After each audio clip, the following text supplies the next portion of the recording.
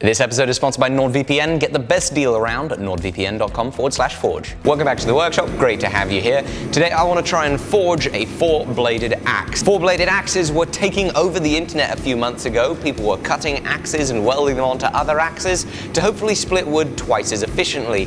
Now, I've never tried using one. I would quite like to, but the most interesting challenge is going to be how could we possibly forge one out of a solid piece of steel.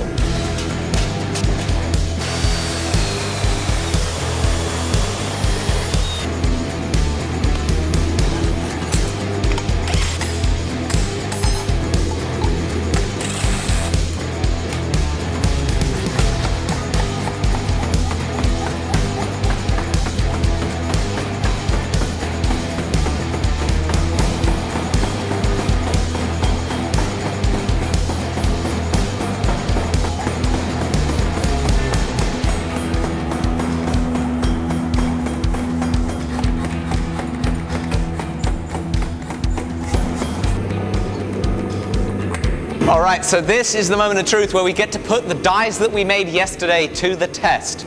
We need a cross section. The idea is we use the dies that we made to forge in on the flats, create that cross, and hopefully mean that with a punched hole, we have the right cross section for the four-bladed axe. Or two-bladed. I don't know how you count it. It's two blades or four blades. Who cares? Let's forge it.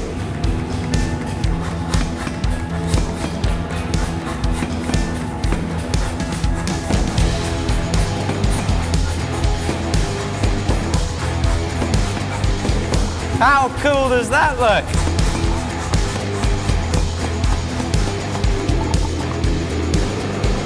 Especially in forged steel, this just looks like an awesome shape. The question now is how and where do we punch our hole? Do we punch it in this orientation or through the corners like this? Now, all the four-way or two-way axes that I've seen are obviously made out of a normal axe, and so it would be in this orientation with the hole going straight through one of the blade axes. But because we're forging one from scratch, we could put it on the diagonal. We've got to work out what we want to do. If I put it on the diagonal, there is going to be less surface area for friction to the actual handle itself. If we put it through the axis of the blade, it's a really long hole, and the material there is already quite thin. So we've got pros and cons to both, and I really just don't know what the best option is. It's definitely going to be easier to drift if we go in the direction of the blade, because we're going to be able to drift it like a normal axe over the hardy hole, etc., etc. It's definitely going to be easier to punch like this, because we don't have to do it over a V-block. I think the summary of this is, we're going to put it in line with the blade. I measured out roughly the distance from the end that we wanted. It's about here. And yeah, I think this is what we're going to do. We're going to go down there, just like the normal ones.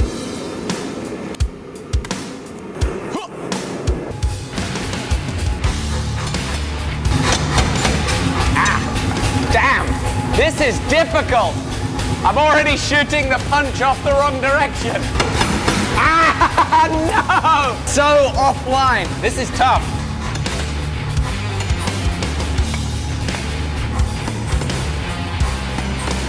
Oh my goodness. You're not going to believe this. Right, so I started punching the hole from the other side. Do you see the problem?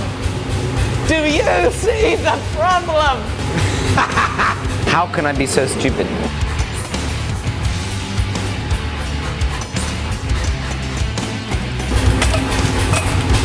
This is the hardest hole I have ever punched. Well, that was a nightmare, but we have a hole. So that's good. You could say it was a holy nightmare. Now on to drifting the hole.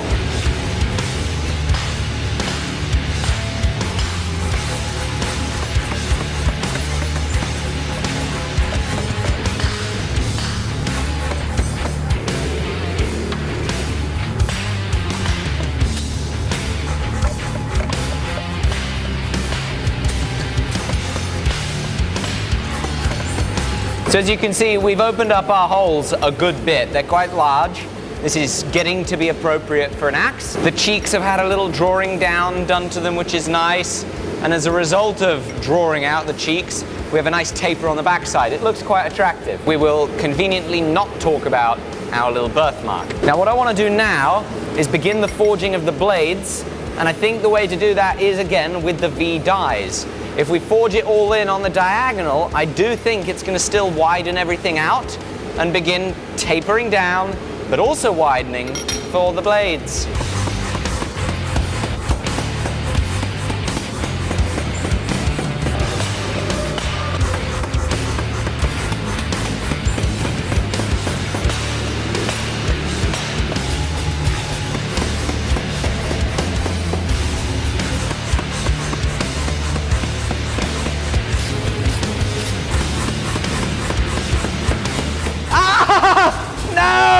Jamie, I went too far, I split it. This is a fun brain bender of a challenge. Every time you do one thing, you've got to do another. Look at that hole. Look how messed up it is. Well, that's from forging the blade.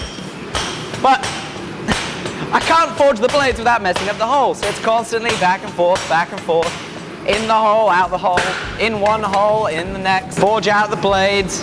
And it is not going to be the prettiest or cleanest of forgings. But I'm okay with that. I'm excited to try this thing and see how it splits wood. You saw in the last heat, instead of splitting wood, I split the actual workpiece. So there's a crack running through there. What am I going to do about it? Well, I wish I hadn't forged too far. I'll regret that decision, and I'm going to leave it because there's enough mass behind the rest of it. Once it's all forged out and straight, I don't think it's going to be an issue. And we can always tuck a little bit of weld in there, just at that intersection of the cross.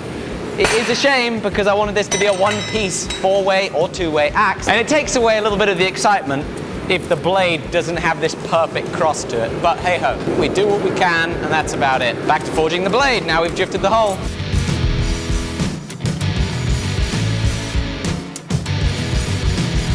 I decided I want a different shaped drift to get this hole a little closer to what it should be, so we're going to quickly make the tool that we need.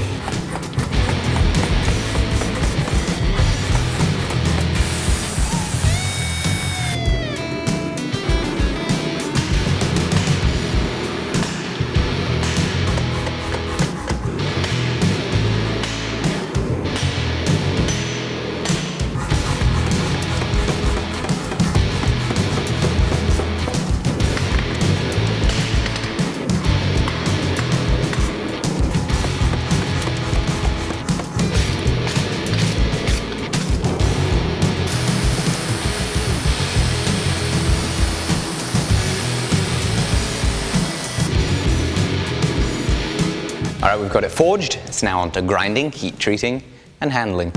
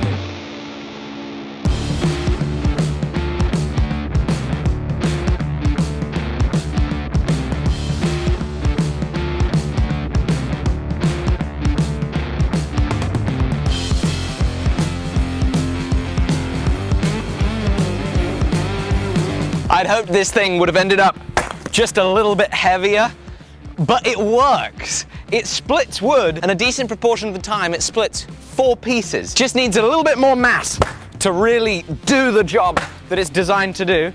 That got me 3 pieces. But even at this size, I think it makes for a really good little kindling maker. Perfect 4 pieces. That is super cool. Thank you so much for watching. Let us know down below what you want us to make next. Let's thank our sponsor.